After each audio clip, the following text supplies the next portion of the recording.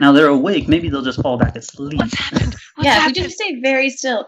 Hey! Wait, Oh my god, we had another fight. Somebody bring me up to speed, real quick. Well, you need to make Everyone a new character.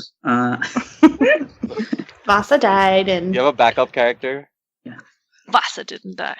She wouldn't have died. It's all Bradley. The whole party is just Bradley. Bradley and a You bat. can play all of her grandchildren. That would be. Oh my god! Yes. Okay, yeah, but Woke up in a lucid dream. Now we're hunting for the shards. We might be an oddball team, but at least we've got no bards. World Walkers. Last time on World Walkers, the GM foolishly believed he had crafted a terrifying boss battle, only to forget that with a group of cartoonists, this would be anything but serious. Ertleby took to her cat form and began sneaking closer and closer to the Shard of Stardust. While she seemed comfortable in her gamble, others did not share the grandmother's confidence. all right, Pedro. I'm like scrolling up the stuff you said about climbing onto a creature. Can I not do this? You can do it. You can totally do it. Should never have sent a senile grandmother up there.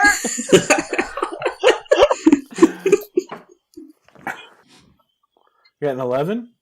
Yes. So you kind of start crawling up its sharp, barbed tail with the teeth at the end. It whips you forward against the wall. Oh no! Nobody saw that coming. Mind blown. Who would have thought that would happen?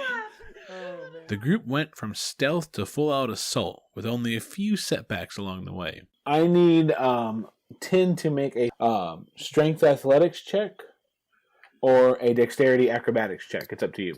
I'm so scared, guys. 17. Okay.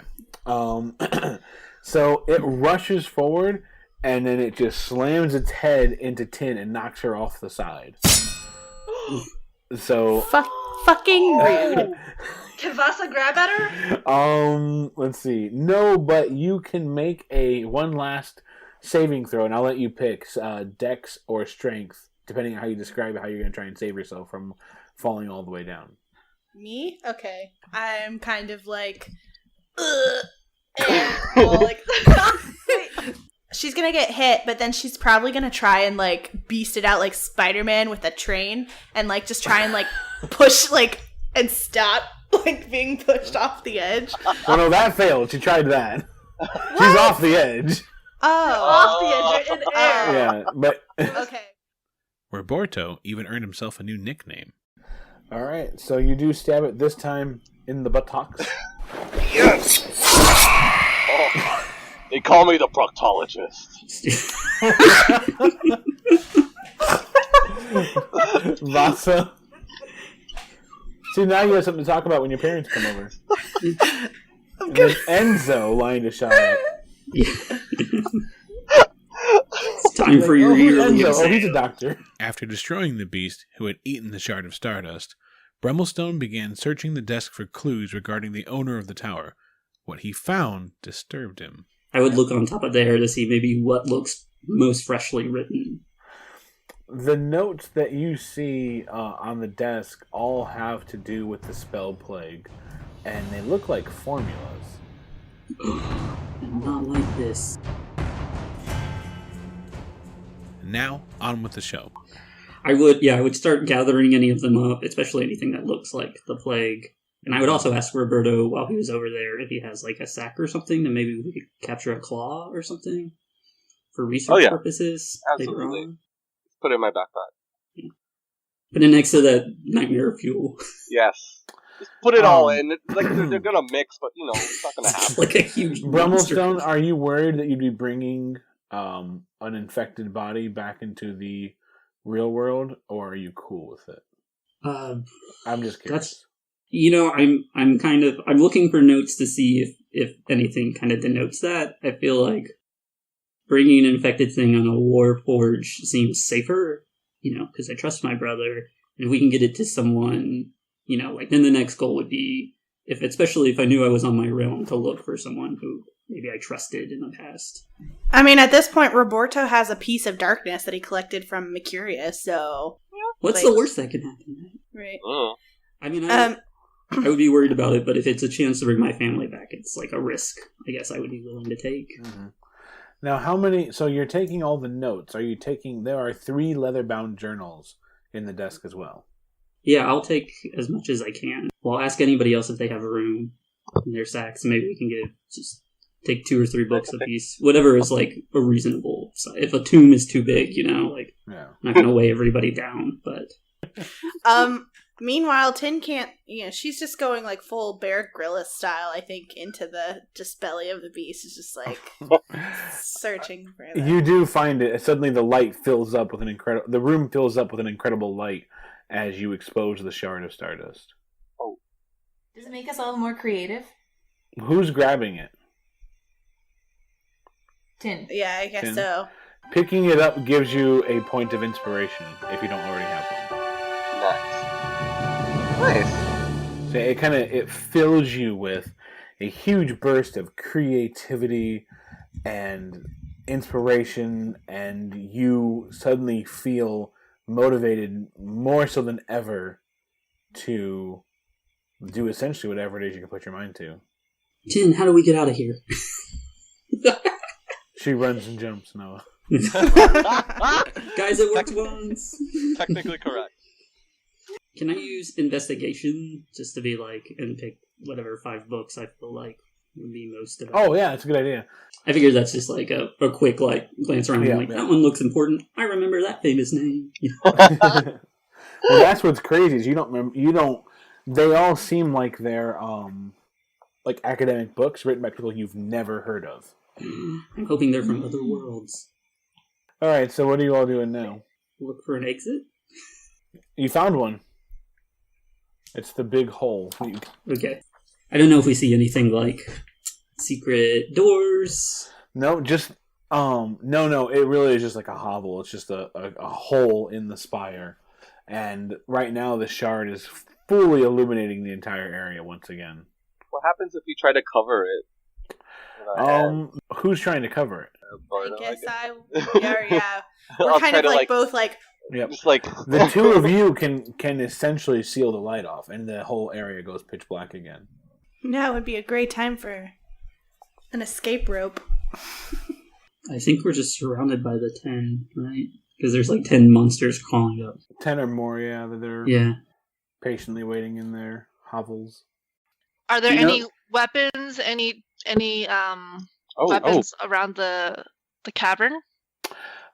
Give me a perception check. Anybody that wants to look around. I got 19 just now. 19. Nice. You're a very perceptive bear.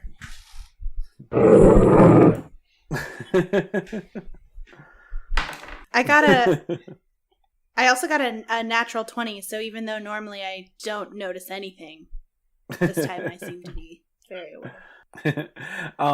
Ertleby and Tin, you both find a small box at the bottom of one of the bookshelves, and it has a few potions in it. Oh, cool. They're like their hands reach for it at the same time and touch in a very romantic way. Yeah, and they're just like hearts. Yeah. They've seen each other before, but now they notice each other. What a nice young robot. You just ruined it. Moments ruined. Disconnect. What if we make the monsters forget by using their blood against them? I was thinking the exact thing. Wait, is there blades on the body of this creature, or is it just kind of like an iguana? It's not like the tail still has the barbed tail with like a row of really jagged, sharp teeth. Cut off the tail. Somebody else can use that. Oh, good. Oh, good, guys. I can use it. May I? Can I cut off the tail? You can. I'm fascinated by this. I would also have asked Tiny Tin. I was like, what are those potions? Can those help us? Ah, yes, these potions. I was getting to that. Do I need to, I just look at them? Do I... I have Arcana. Can I use that to help? Yeah, you can just inspect. You can pop open the top and just inspect them that way. I'll do what a wizard does. I only got a 10, so it's not that great. They are cool to the touch and drinkable. Well, and anything's drinkable if you're brave enough to I know. I was touch just it. trying to. He got a 10. He didn't pass. I add some flourish to it. It's these are the cool, potions of Alakazar. No one is sure what they do. So Featherfall does what? That's what I'm curious. Tin, what could you do for us with this magical wizardry? One thing, and I don't even know if it would affect me because I'm probably heavy, and it says that it only affects medium to light objects. No, medium and small, right? Oh, yeah. Yeah, it would still affect you. Yes. Oh. But it only affects me. What's their body if we all hide inside it? We can't because of the blood. Oh. I can Google that. You two go down there and kill all the monsters. I'll look through the spell book. Okay, here's my idea. I say we plant. We plant and try and do a short rest. And if we hear them still coming, we try and mushu them. So if they come all the way up to the top after, as we're attempting to do the short rest, and only in the event that they don't just go back to sleep, we get somebody up underneath the body of the dead monster and move it around, and we make some fire happen, and we roar a lot, and there's a lot of noise, and they're like, whoa, we should leave this guy alone. Yeah. Monday. Case of the Mondays. I would say that we should attempt a short rest, but we have somebody standing on guard to very sneakily peek over the edge every few minutes just in case they start climbing up or coming up, because we have a better chance of shooting them down while they're still ascending towards us than if we wait for them to meet us at the lip of the cavern. But yes, the mushu technique will be our last ditch effort. I also did check on the Featherfall thing, and it actually does affect up to 5 creatures falling, so we could all use the effect. So yeah, I think that's the plan. Who's keeping watch? Okay. Because a short rest just is 15, 30 minutes. It's an hour. Hour, that's right, sorry. Yeah. Alright, so give me a stealth check, Vasa. Oh boy. Okay, so that's a 22. Alright, so you feel pretty confident in your stealth, and you just very carefully look over the side, keep an eye out. Waiting an hour, and especially having Vasa on point, your quietest companion, they just go back to sleep, you think. Ooh, Nice. good call. Mushuing not necessary. Yeah, but can we take the head with us just in case? The claw's enough or whatever. We take this one. All right. I do want to still chop off the tail, Pedro. Do I have to Yeah? Yeah. You don't gotta roll anything, no. You can just... Oh. How much of the tail are you taking? Just the sharp tip and long it. Just the tip. The tip plus whatever length I need to hold it. This is the after dark section. With the head on top. Yeah. Ertleby wants a souvenir, so she's going to pick up a random book, and shove it in her paw. Oh yeah, can I load up everybody with 2 or 3 books that I thought were If everyone's cool with that, yeah. Yeah, I mean... Let's do it. Let's jump off the side together. Oh yeah, let's hold hands. Thelma and Louise it. We do. We Thelma and Louise it. We say goodbye to the head that we could have mushued. And jump. Alright, so you guys all jump, freeze frame. Tin goes ahead and casts Featherfall, so she kind of just wiggles her fingers a little bit. Suddenly you feel almost weightless as you gently and quietly drift down to the ground. Real quick, actually, before, I should have asked this beforehand. Where is the shard? Well, I think I'm holding it, right? Okay. Yeah. Okay. It's like behind my back. I'm just kidding. It's like away. Can we stealth back to that hole that we transported through? You can certainly try. This is a group stealth check, so as long as the majority wins, everyone's okay. Let's do it. Awesome. Let's do this thing. Did we ever bother inspecting the shard that we came so far to get? Like, no, it was cool. They just took it and shoved it. I got a 14. I got a 28. 15. All right, so you begin to stay close together, lightly step forward, 1 foot at a time, and sometimes somebody starts to sound a little too loud, but the rest of you can help them stay quiet. Let them know when they're starting to get a little too noisy. And... Almost done. I thought it was Ertl be like, this reminds me. Don't be a Bradley. You very quietly and cautiously eventually make your way to the mouth of the tunnel. As we arrive at the safe distance, I kind of stop and I go like, Tiny Tin, can I see the shard? Let me see this thing that we've just risked our lives for. Sure. So I hand it over. As soon as you pull it out of the space that you had it, I mean, it just brings like almost like a daylight's worth of sun with it. Oh. It's incredibly bright. Can I just like immediately shove it back, but like kind of mask most of it with my fist and kind of like try to peek at it? Yep. Yeah. So, yeah, the shard is made out of almost like kind of like, it almost looks like a prism, but it's just focusing on one light right now. It's a little jagged in places, a little raw, but it's beautiful, and you could stare at that light all day. Like if you let yourself, it's not so alluring that you can't resist it. It's just that if you let yourself fall into it, you don't really know why you'd ever stop looking at it. Aww. This reminds me. I'm like, not bad. I've seen Okay.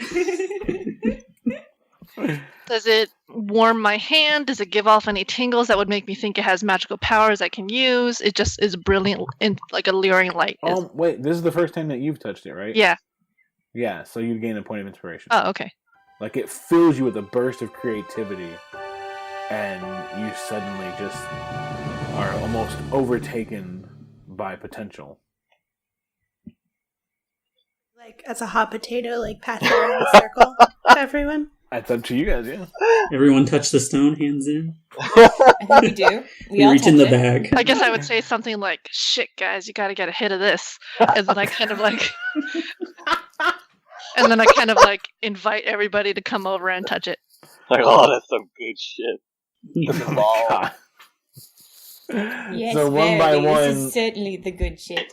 So, one by one, each of you showed that same burst of creativity and inspiration, and it translates into a point of inspiration. So, I just want to point out that dwarven city is probably going to be less than happy that we found their thing, but are taking it away from them. Should we just not go back there? Just saying. We left what's-his-face there. I was saying that we don't tell them that we found it. That's a great idea. I think we shouldn't tell them. Well, I would kind of look at everybody and I'm like, we agree on this, right? And I kind of look at Brimstone the most. We're not going to tell them that we found it. Brummelstone would be a little more inclined to agree with you if maybe you had brought a book or two, but, he does think it's for the best. Begrudgingly, he agrees. He's like, maybe next time you listen to me, I'll listen to your plans. We'll see how this goes. And then he says, yeah, no, I think it's for the best. They don't have a lot of magic where they are, from my understanding. So we're going to head back in through the caves, I think, towards the tunnel, right? Yeah. Before we go into the tunnel, yell, we out, bitches. Nice. Can I like pull Roberto back as he's yelling that? Like, no. Yeah. Just like grab him by the arm, but like, no. I'm no. about to yell and like we are, and then Vasa cuts me off. And then I It's just like a cartoon, like I just yoink. shove him back in the tub. I'm like, just get going, just Like, get going. I'm sorry, I saw it on. I remember the voices. And just, everyone fortify yourself for the voices. They're going to come. Oh yeah, I've already started hearing those. Yeah.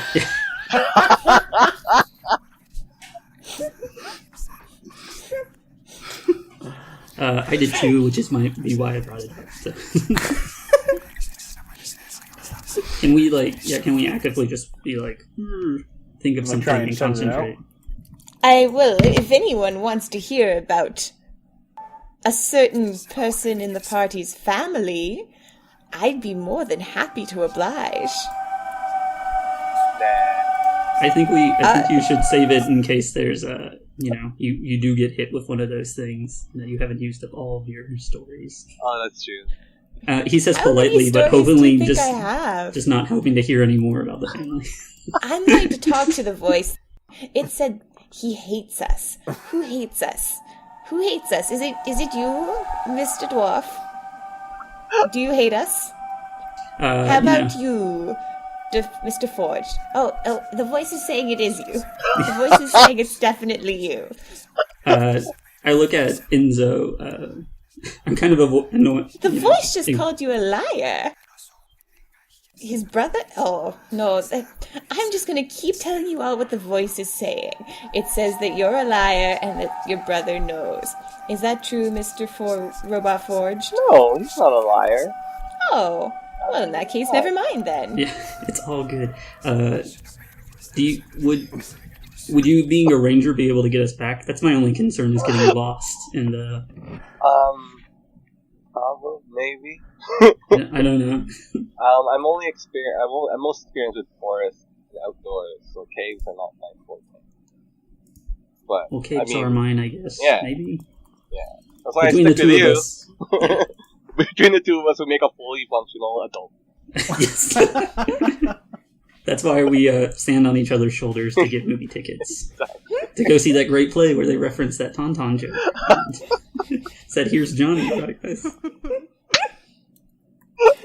So yeah, I mentally fortify myself by trying to actively think of those I've lost in my village and kind of muddling their names under my breath so I can tune out the voice in my own head and push forward. Ertleby just continues to repeat whatever the voice says in a cute, befuddled way. Someone don't let her be at the back. The voice just said goodbye. Voice, where are you going, voice? Voice, come back here, voice. I was having a fun time chatting, and you just went and left.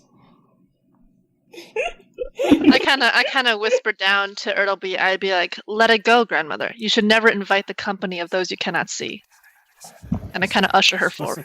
Roborto says the voices just told me that the caves are a death trap.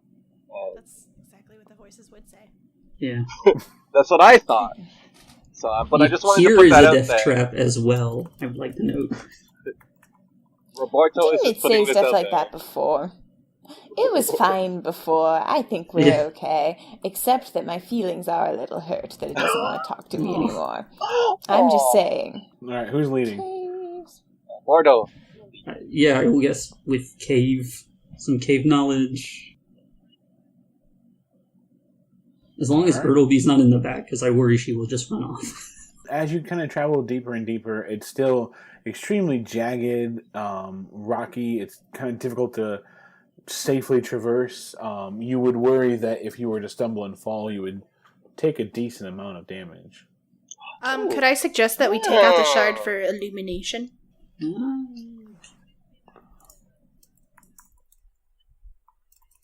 I would say that, it is a tempting object. I do not know if we want to brandish it so easily. It might. Who knows what it might lure out of the dark. I say do it. Yep, so when you pull the shard out, much like the miners were using it previously... Wait, who pulled the shard out? I think... Yeah, Vasa. So but I don't just hold it up like a freaking torch. I sort of let it peek out of the pouch as if I'm trying to direct it like a flashlight. Yep. Now, with this intense amount of light, you see why the city of Hovarth cared about it so much, it makes identifying where you're at a lot easier. So you would be able to, with a simple perception check, start navigating your way. Alright, let's all do that. Let's do that. Gonna do a perception check. I just got a 17.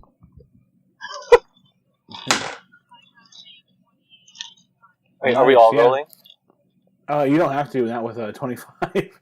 So, yeah, you figure that if you can travel west long enough, you should be able to find your way there, Sasa. Alright. I guess I beckon the crew and be like, I think I recognize this way. Well, not recognize, but I think this way is right. Which And which way are we going? We're going westward. Wait, why are we heading west? Because my 25 perception just told me that westward was the right way. Ertleby is going to ask the voice which direction we should go. Oh, voice, which direction should we go, voice? Voice? Voice? Voice? Voice? Voice? Voice? Oh, I'm sorry. Yes, young lady, yes. Oh, okay. Okay, I have to say that I think we should go east. Why? Why do you think that? Did the voice talk to you again? Maybe. Oh. It's probably lying. What does it say lies east, brother? Well, first he says that he's not speaking to Grandma anymore because But why not? I don't know, but they saying that I've been speaking to the voice, and it seems to say I've been asking, we can't trust you, and they're like, we're gonna try to prove ourselves to you. Go east. Yeah. No, I trust Vasa more. I would look hard at the robot and I would say, you can choose to trust those you cannot see. I trust in myself and what I can see. And I start going west. Okay, so everyone going with Vasa then? I don't think I have a choice.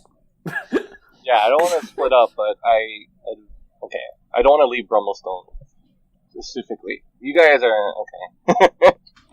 So you make your way through the tunnels for probably another 2 hours. After a while, you recognize that there's no way you knew the tunnels this well that you would be able to. So maybe the perception check wasn't so much for you identifying the walls, and maybe it was more perceiving where the shard wanted you to go. Oh. But you don't. GPS is awesome. Hogan has Syria's voice. Like, turn left at the upcoming fort. You march forward probably about another half hour, and then after about a half hour, you find yourself before that kind of shimmering, wispy veil of gray, silky substance. The voice just told me it's coming with us. Voice, where are you? Voice, are you the shard? I start talking to the shard. Shard, are you the voice? Hello? Hello? Voice appear. Voice appear. Yeah, you come through the other side, and you come to the small little rip in the ground. So you feather falling? Nah, let's use a rope. Yeah, so Tin makes it down the rope perfectly fine. And one by one, each of you follow suit. You guys are able to find your way out of here pretty easily after this. Oh, I give my 50 feet of rope back to Roberto because it's his. That's why they call me Roberto.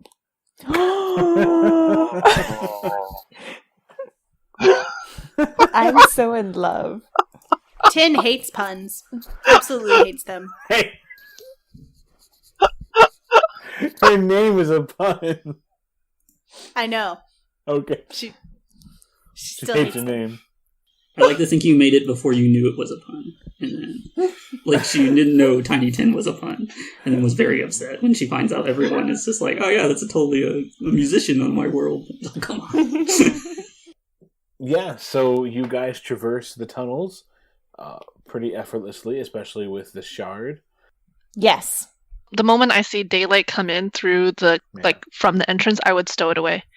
Okay. And double layer down, it's practically in my undies. That's how deep and buried it is. Is that a Stardust in your pants, or are you just happy to see? You see the familiar city of Hovarth up ahead. You have the couple of guard towers still there, but it's daylight when you approach this time. And where do you guys go? What are you doing?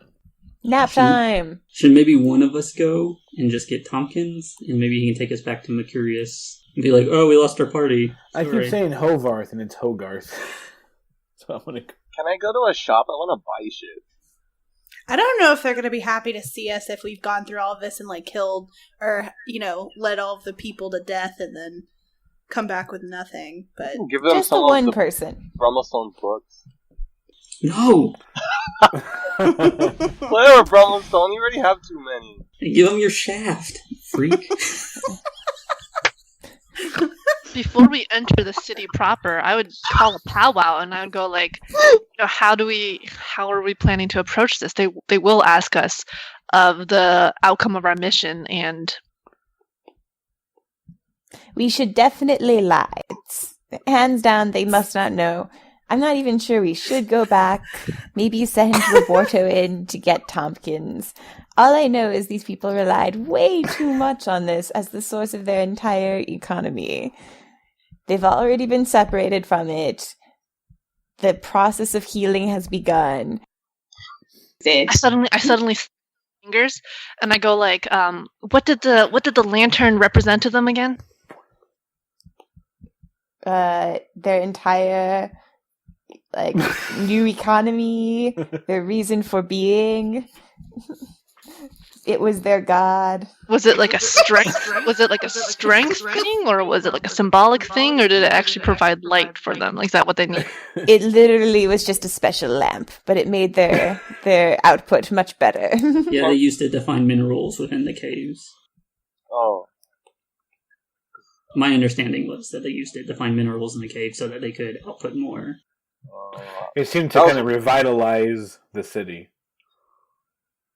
I mean, maybe we could go and teach them some skills, like industry or magic. Gunpowder. Used to. Yeah.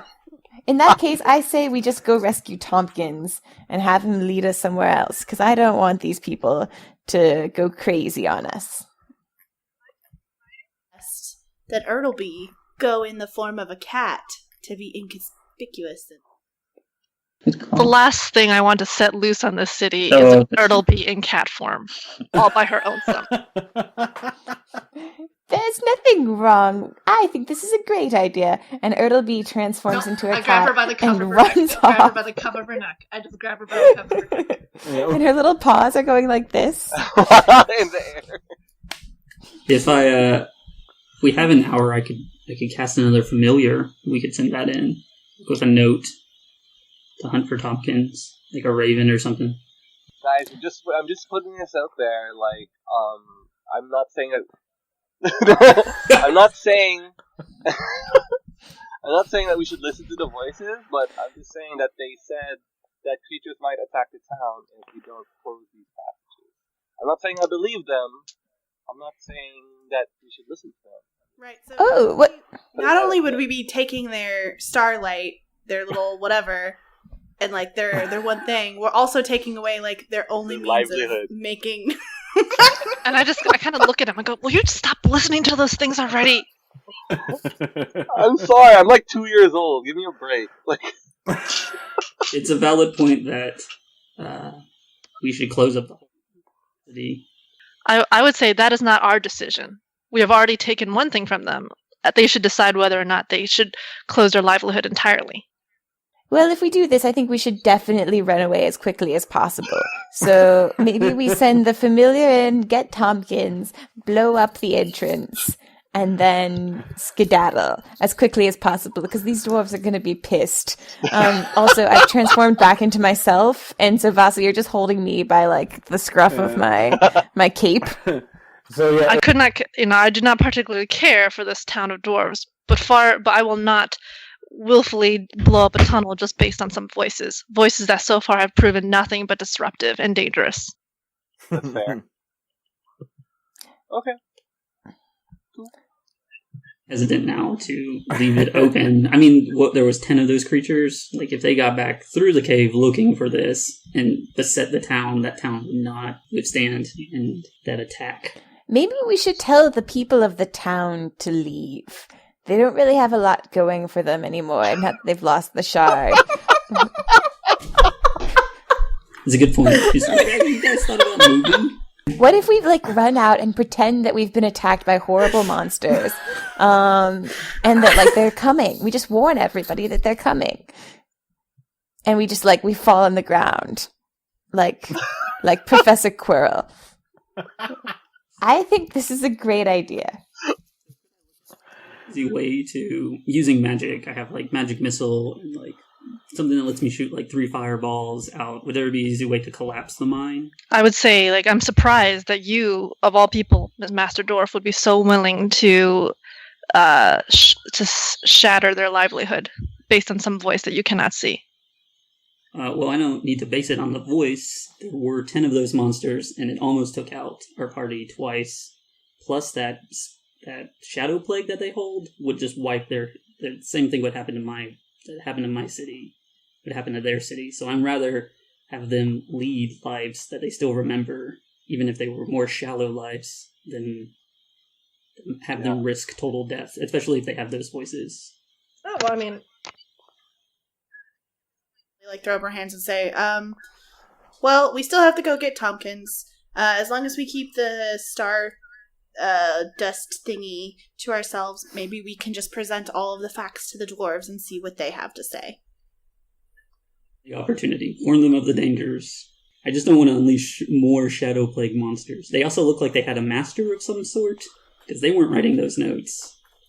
And that may be creating them. And if that's a portal into one world, that would probably be Sprouty. It is Sprouty. Sprouty's back. Shadow Sprouty. So if we're going down, then I'd be kind of we should all agree on a story that we fought one, which is why Roborto got his tail, but then we became overwhelmed by them and driven back.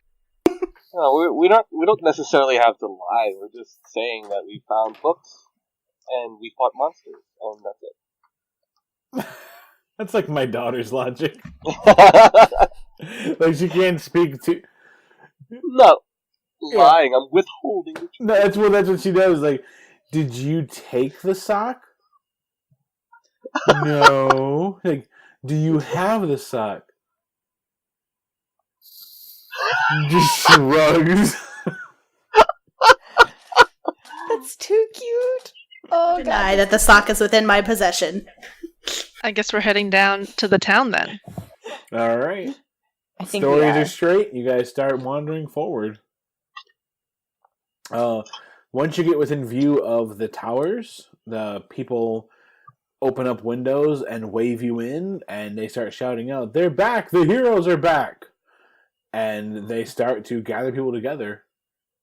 And once you get close to the town, several of the guards come together, and they shake your hands, and they pat you on the back, and they say, quickly, we're getting everyone to the tavern.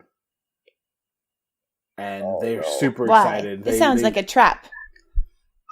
You can meet the mayor in private. I'm sorry. So they're rushing you forward, and they're super excited. We can't wait to hear how you did it, and what's in there, and is it safe again? And they're leading you to the Spirited Away, the tavern that you guys were first at. Yep. So they. No, can we seek can we see if there's someone who looks like we could be we seek a private counsel with the mayor first, or maybe? And one of the guards is well, I mean, ask him when he gets here, and they welcome you in, and they start taking drink orders. Let's find Tompkins. I'm actually going drinks. I could go with drinks. Yeah, all right. Let's go to the tavern. All right, so yeah, they get you a couple of drinks, and it doesn't take too long before the mayor runs in. Mayor Carmichael, he throws the doors open, and he throws his arms in the air, and he says, "Welcome back, heroes. What news do you have of the tunnels?" I kind of take a deep swig of my drink, and then I turn around with my face super grim, and I just clap him on the shoulder, and I go, "Mayor, your people must be brave." For we encountered many beasts that nearly slew us. We barely slew one, and there are a great many there. We could not find your shard, and worse yet, those monsters may spill into your land and into your tunnels. It is worse than simply losing your shard. You may lose your town if we do not close your tunnels, as Master Dwarf can explain. And I kind of just give the floor to Brimstone. I begin to go into the technical details of the transportation. I pull out a flow chart, just like, here's why it's bad for your town.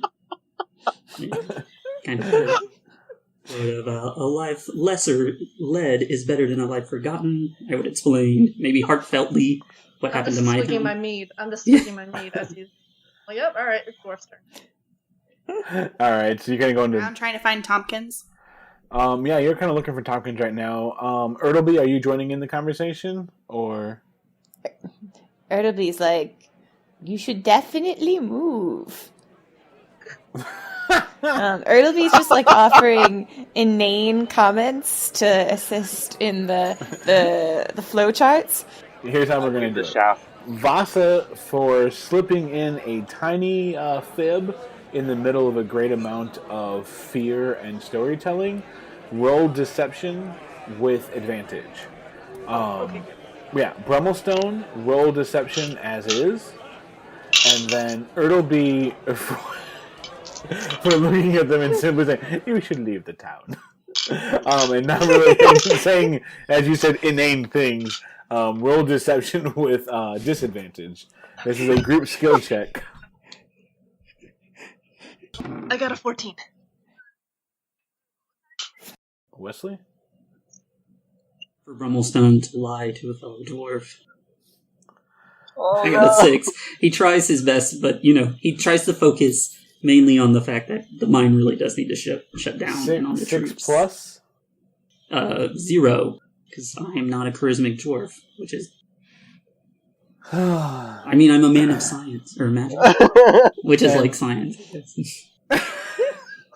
I'm a man of scientific magic. So the mayor looks at you, Vasa, and he's got one eyebrow kind of raised, questioning, and he says, "You didn't find the shard after all that?" And I was like, you're not quite sure if he's going to believe you or not. I would say, no, would you have? We barely escaped with our lives. We slew down one beast, then another, and then 10 more swarmed around us. We barely escaped. We came back here, like we could have kept running, but we came back here to warn you of the danger of your town. Alright, one more check. Okay. Do you feel inspired to lie, maybe? That's true, you could roll inspiration. I don't want to use my inspiration. You just touched the stone again. I'm just kidding. Yeah, we still have the stone. Oh, we have like infinite inspiration. That's why I asked was the first time that you touched it. Alright, you know what? I'm going to use my inspiration thing, because we need to get out of this.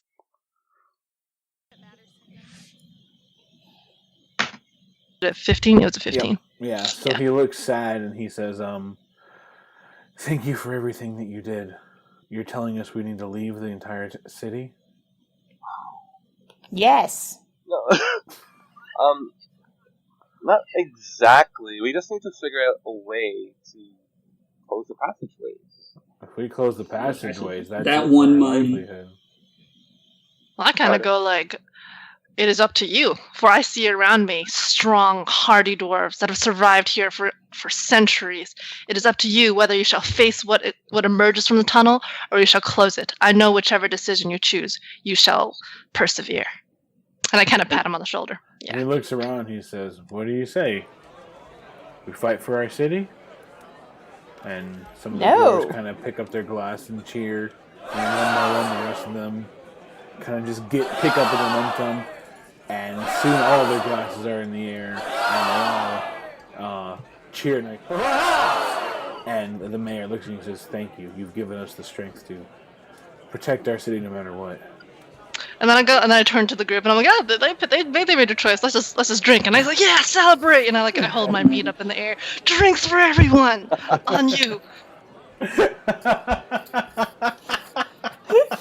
10, you talk to one of the bar regulars who pulls himself together enough to explain to you that he believes Tompkins left.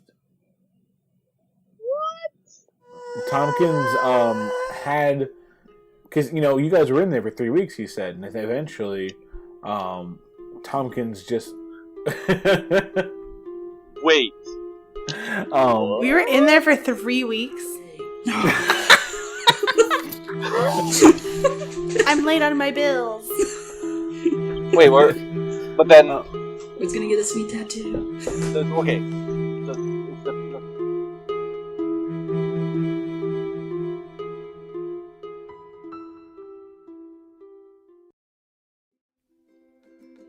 Thanks for listening to World Walkers. You can follow us on Twitter at WorldWalkersPod, and you can like us on Facebook at facebook.com/WorldWalkersPod. If you want early episodes, exclusive art, live draw sessions with the group, and more, check us out on patreon.com/WorldWalkers. Every little bit helps improve the podcast, and we appreciate your consideration. Thanks again to Syrinscape, who provided the music and sound effects you heard today.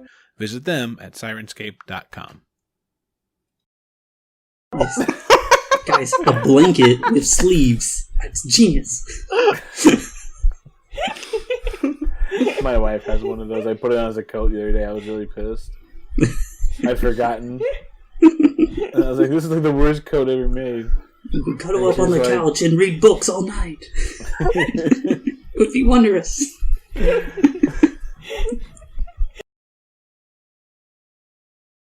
At least people don't offer to vote for you. So Oh. I had today. I was at Costco, and the person rang me up, got my receipt, looked at it, and said, "I voted for you." Oh. And I said, "Yup." And she said, "I bet you get that like all the time, don't you?" And I was like, "Yeah." And she's like, "Classic." And I was like, "Did you just declare yourself?" All right. I laughed a lot. It was a pain. So anyway. Yeah. And at that point, the mayor comes up and he says, "I'm afraid I know the answer to this already, but what if Gregory, your companion, that went into the caves with you?" Who? Oh, I'm sorry. You know what? I'm going to cut this out of the fucking podcast. He wouldn't remember either. Sorry. I feel like you went in there with someone. It seems really foolish of us not to say sorry about that. I'm sorry. That's I'm cutting that shit out.